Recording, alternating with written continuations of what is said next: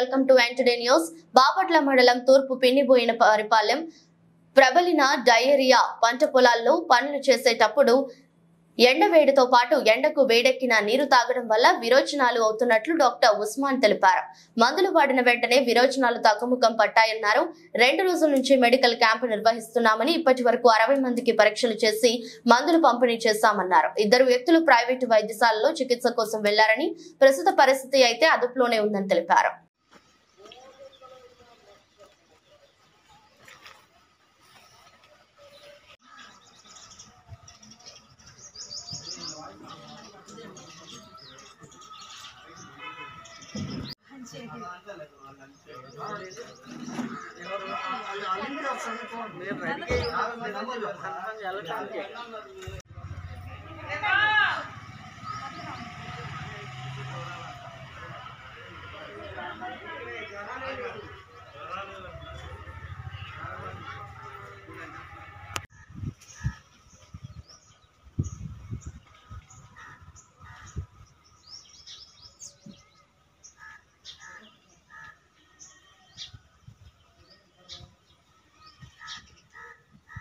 కూడా అవ్వట్లేదు, మోషన్స్ కూడా.